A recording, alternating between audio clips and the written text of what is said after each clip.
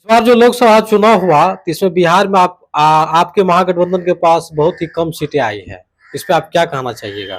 कम सीटें आने का कारण ये है जो हमारा कैंपेनिंग जो था वो बढ़िया से नहीं हो पाया। और खास करके ये जो 5 किलो अनाज देने की बात है और 2,000 रुपया वो अति में जो देता है मोदी सरकार, उस पर लाभान्वित हो गए।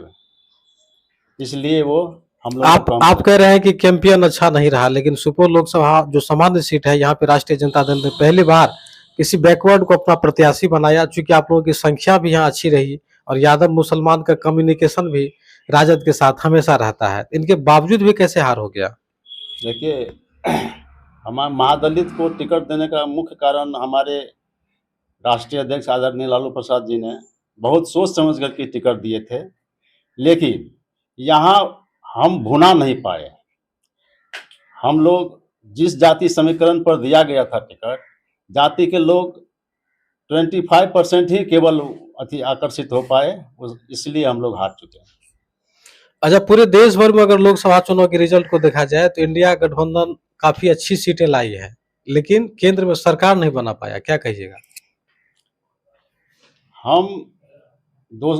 हमारे इंडिया गठबंधन में केवल 240 सीट अति 234 सीट है। 234 सीट होने के कारण हमारे इंडिया गठबंधन के लोगों ने यह निश्चय किया कि हम विपक्ष में ही रहेंगे। विपक्ष में ही रह करके हम सरकार से सवाल उठाते रहेंगे ताकि हमारे देश का विकास हो सके। उसका मनमानी नहीं होने देंगे। आप लोगों के द्वारा कहा जा रहा है कि एनडीए गठबंधन की जो सरकार केंद्र बनी है, ये महज 1 साल के बाद ये सरकार अल्पमत में आ जाएगी। कितनी सत्यता है?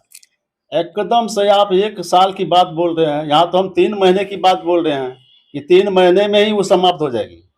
3 महीने तक ये सरकार चलने वाली नहीं है, चूँकि वो अभी तक उसका जो परसेप्शन रहा है मोदी का, वो अपने मन से काम करने वाले लोग हैं।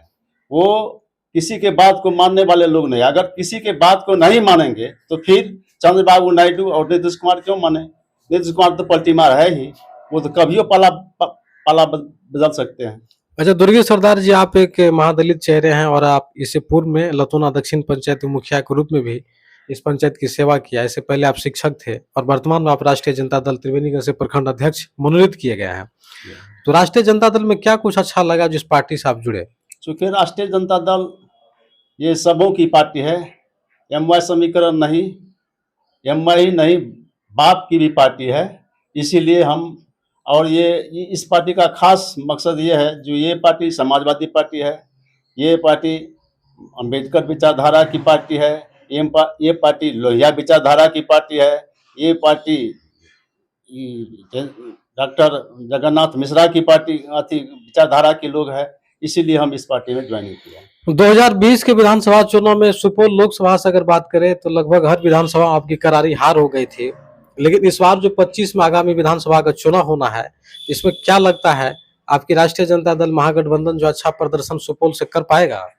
बिल्कुल कर पाएगा, इसमें कोई दो राय नहीं। हम लोग अभी तुरंत हम एक समीक्षा बैठक बुलाने जा रहे हैं। समीक्षा बैठक में हम तय करेंगे जो हम कहाँ पर पिछड़ गए, इसको हम लोग संभालने का काम करेंगे। हम लोग खास करके हरिजन बस्तियों पर जा करके हम लोग उनको बतावेंगे, इनके दोष और गुणों को भी बतावेंगे।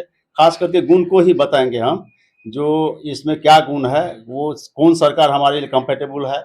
इसीलिए हम निश्चित रूप से यह बेबाक शब्दों में हम कह सकते हैं, जो हम सपोज विधानसभा त्रिवेणीगंज विधानसभा निश्चित रूप से हम जीतेंगे। अच्छा, लालू प्रसाद यादव जी ने आजीवन ही बिहार में अपनी क्षमताओं के बल पे जब भी सरकार में आया तो दलित, महादलित, वंचित, शोषित, पीड़ित, अल्पसंख्यक, पिछड़ा, अन्य समुदाय के लिए संघर्ष किया, उनके अधिकारों के लिए लड़ा और उनका निरंतर सहयोग राष्ट्रीय जनता दल पार्टी को मिला। लेकिन इस बार लोकसभा चुनाव में कम सीट आना बिहार से, क्या लगता है कि कुछ लोगों का राष्ट्रीय जनता दल से दूरी तो नहीं बना है? निश्चित रूप से कुछ दूरी तो बना है। यह एक तो कारण यह भी है, जो पूर्णिया सीट से जो ये पप्पू यादव को टिकट मिलना था कांग्रेस से, नहीं दिया गया और उसके बावजूद भी उनको माने बैकडोर से भी उसको कोई मदद नहीं मिला।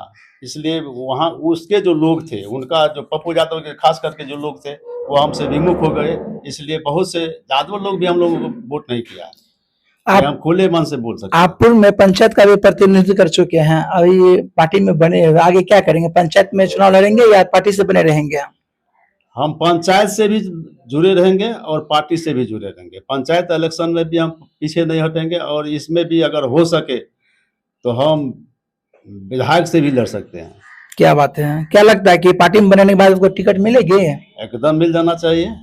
अभी के जो माहौल है, अभी त्रिवेणीगंज जितना हमको सपोर्ट कर रहा है, तो हमको नहीं लगता है जो को टिकट नहीं मिलेगा। आरजेडी पार्टी में आप कब से बने हुए हैं? विगत 1 साल से 1.5 साल से। जो आदमी वर्षों से बने रहते हैं उनको जल्दी मिल नहीं पाती है, क्या आपको मिल पाएगी क्या? नहीं, यहाँ एक तो लोकल मुद्दा है। यहाँ पर ये देखा जाता है, यहाँ के लोगों का कहना है कि देखिए संतोष कुमार सरदार जी बाहर के हैं, वो क्या कहते हैं छतापुर अति प्रखंड से है।